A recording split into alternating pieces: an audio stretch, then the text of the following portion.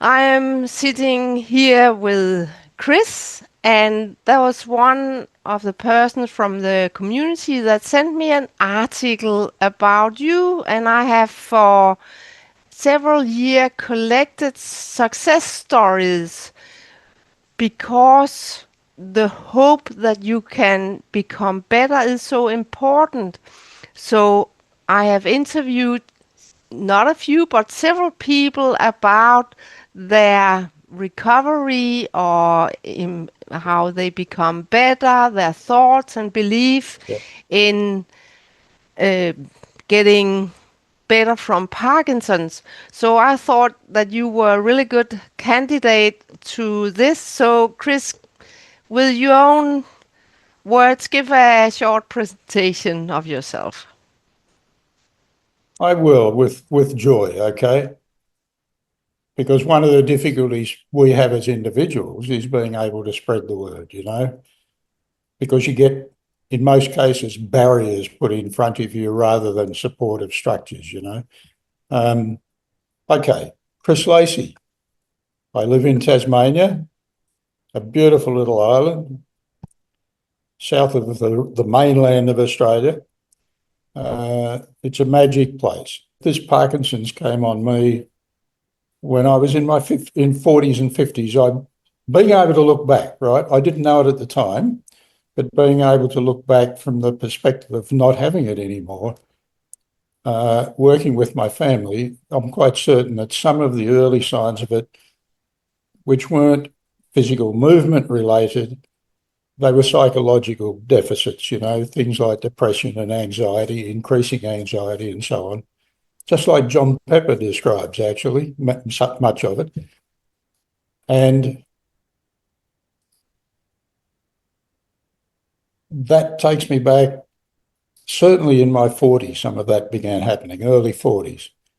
But by the time I got to roughly 60, then I was getting more and more physically disabled as well and really struggling. I think I was 63 when I was diagnosed. And by then, I hadn't been able to work for many years. I'd had to retire early from my work because I simply couldn't cope. Uh, So, what were your symptoms? People in my community have made a list of questions, and that's one of yep. them. What were your symptoms? Look, the very early ones were the psychological deficits that are often part of Parkinson's. As I said, the anxiety, the depression, more and more difficulty in fitting in with even family groups where I knew them all really well. I had more and more difficult coping within my own family. And I had a wife and 4 daughters back then. My marriage came to an end, and I simply couldn't cope anymore. It wasn't to them. And fortunately, since I believe, fully recovered, at the very least, I'm now in almost 11 years of remission. I was able to go back and we talked through all those things, right? And they added flesh to some of these early developing what I now know or believe were part of the Parkinson's journey for me. They recognised it and had to struggle with some of those because I was increasingly difficult for them to cope with as I became less able to deal with pressure and stress and groupings and so on. Um, so they helped me sort of pin down when some of these early parts of what I believe is a disease process began to manifest. Uh, then by the time I was, getting towards final diagnosis, I mean, I could barely walk by then, but I didn't ever have the tremor.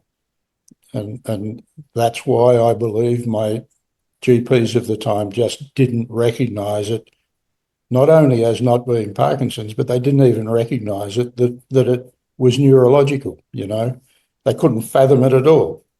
So I I was mean, sent for everybody can have a limp due to a all injury or sorts of things. something. So it, Yeah. of course, takes some time to see that this is stuck. And and the psychological impacts, which for me were always more, how can I put it, more difficult to cope with than the physical bits, right?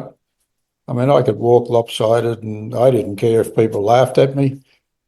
Sometimes it was very difficult to deal with my own emotions, you know, and I would get angry when I wouldn't normally have ever gotten angry, and all those things, you know, those things were difficult, probably even more difficult for my family than they were for me, you know. Really tough times, those periods. The physical bits became more and more impactful over time. They didn't actually bother me as much as the psychological bits, you know. So in that pre-diagnosis period, I was sent to a clinical psychologist many times. You know, he tried antidepressants, and none of them had the benefit that my GP was looking for, not one of them. So it wasn't standard sorts of depression. I remember when he put me on a SSRI, selective serotonin reuptake inhibitors. I couldn't remember that back then, but I can now. I had a really adverse reaction, and he said, in the end, I got so bad he suspected that it was serotonin syndrome. So I stopped that. So I stopped all those. Eventually, I got to this point where I couldn't function physically at all, really. And then my GP recognised that I needed to go and see some sort of specialist. So I don't know who he sent me to first, but or two. In fact, he watched me very carefully walk into his office, and in less than 5 minutes, he said, "Chris, do you want to know what I've decided is going on?" He was so confident. Well, absolutely, that's why we're here to see you. And he said, "Chris," and my partner Marjorie at the time, "it's Parkinson's disease. It's very clear. And what's more, it is far more advanced than when I first meet a Parkinson's patient, you know, because if even GPs recognise that a tremor could possibly be Parkinson's, and so they get it checked, right? But if you don't have it, then it takes them a lot longer to get to that point, you know.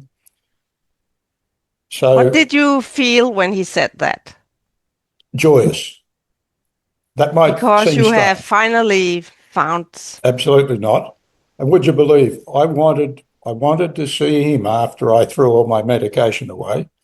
I'd sent him an email as soon as it happened, and I was amazed. He's a remarkable man. When I measure him against the average neurologist in Australia, now he's the only one neurologist. No, I know one other, or several others, but he is really sort of questioning of what's going on. He also does some research on aspects of living with Parkinson's. So he has, you know, he's not just about earning heaps of money by seeing lots and lots of patients. He's interested in seeing if he can change things for the better, you know. Oh, that's amazing. Luckily, more and more is getting the doubt and at least listening with open Yeah, ears. exactly. And he did that. First, he said, because I'd been to see him and he agreed with me that I'd recovered. Okay. Well, he didn't say recovered. He said, "You are totally in remission. I can't see any signs of Parkinson's." Okay. So that was in less than 6 months after I threw the medication away, because I was having a 6-monthly meeting with him, right? He said, "Chris, do you mind coming along a few more times? Because I'm very interested in how things progress, how you get on once you're fully off all medication and all other supports." You know, every now and again I send him an email now on an anniversary of my throwing the medication away. And I think after 6 years, he said, "Chris, I'm just too busy. I know you're in an amazing place. I can't really justify spending more time with you." He said, but after 2 years, he said to me, "Chris, I can't justify allocating a visit time that should be filled by a person living with Parkinson's to you." So he asked me to stop coming to see him. But that's amazing. Isn't that amazing? Because Yeah. he totally accepted that I didn't need that anymore. Yeah. I admire him immensely for that. And then interestingly, about 2 years later, because of my movement difficulties, the rigidity and everything else, and poor fine motor skills, particularly in my hands, I had gone to see my own doctor about, and I talked to my neurologist about I was annoyed that I still had to go every year to have a medical test to justify me continuing to have a license to drive my car. So the last time I saw him, I said, Andrew, no, actually, by then I'd stopped seeing him, but I sent him an email and I said, Andrew, here's the problem. Every year I've got to go and do this. I don't think I should have to. What do you think? He said, I agree with you wholeheartedly. And he said, leave it with me.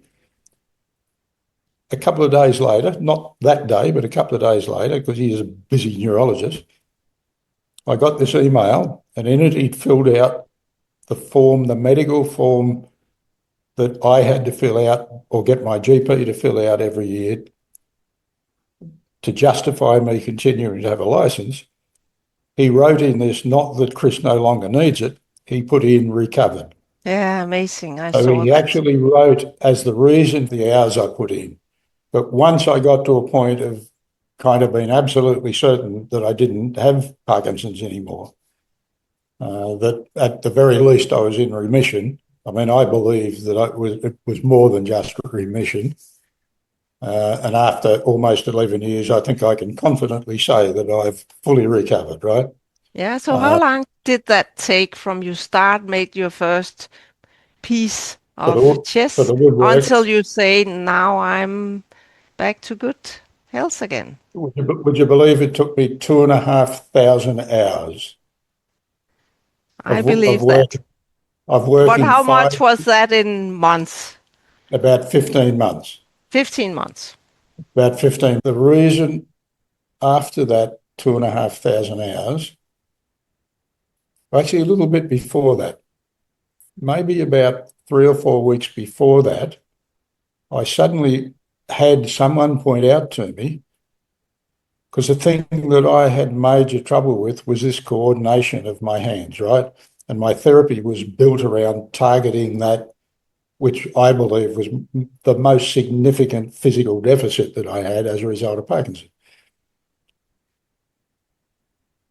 Someone said to me one day, Chris, how come you can pick your keys up and handle them as easily as you can with one hand, even without looking? Because I hadn't been able to do that for many years, right? I had to watch and I had to kind of tell each finger what to do. Conscious. I had to be conscious what each digit on both hands was doing in order to be able to do this work. And I guess that's why it used up so much of the dopamine and it exhausted me every day. I got to the point where friends and people like my beautiful oldest daughter, who lived fairly close by, only 20 or 30 kilometres away, and she worked in Devonport, which is where I lived. She came in after work one day, and it happened to coincide with me coming back from finishing my woodwork for the day, and she saw me for the first time in that, very dysfunctional state, and she immediately started crying, and she pleaded with me to stop, because she and the rest of my family and doctors and most people I knew thought I was clearly showing signs of dementia because I could beat the disease. So I guess it's a measure of what my twin brother calls bloody-minded pig-headedness, right? Yeah. I believe it's just a very strong mind and a very strong will that I decided that if I listened to that, I would go downhill like every other person with Parkinson's that I knew, right? And by then I knew lots of them. And I'd watch my dad go that way. And I didn't want to end up like that. So I just said to all of them, look, I'm sorry. I'm very sad that you find it so difficult, but I'm not going to stop. I cannot afford to stop. And I believe that I will show you. I can't tell you how long it will take, but I eventually one day I'll prove to you, because I won't have it anymore, and I'll be able to show you that, and I won't be taking the medication. So I know it was asking an awful lot of them, because they believe I'll probably never know the answer to that, not with any scientific validation, but I believe my brain for 11 years now has worked absolutely normally, right? Yeah. And it's not so important how we get there, but that it is possible, because when you get that belief it's possible, then you can start searching for solution. You can search for a book, Yes. you can join my course, or you can start becoming active and step away from the apathy, the depression that the let's just say the diagnose and all the thousands of websites have put you in.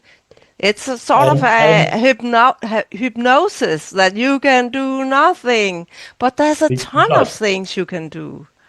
And unfortunately, the power of that is so predictive.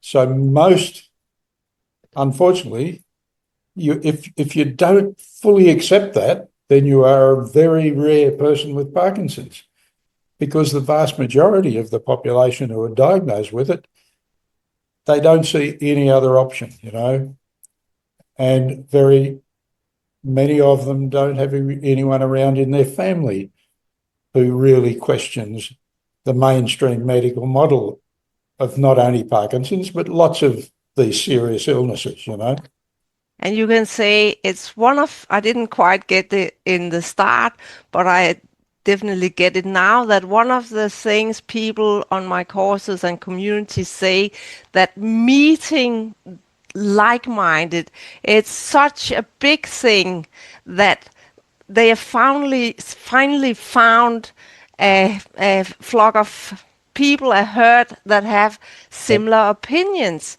And what is the magic here is that they might have a little doubt about something that's not right, and they had the gut feeling and what, but here they can reinforce their own belief by hearing people that might be a couple of steps in front of them in the journey of becoming better. And that's why I'm so delighted to have this opportunity, Lillian. I've been looking for someone like you to help me, or where I could contribute to spreading that belief,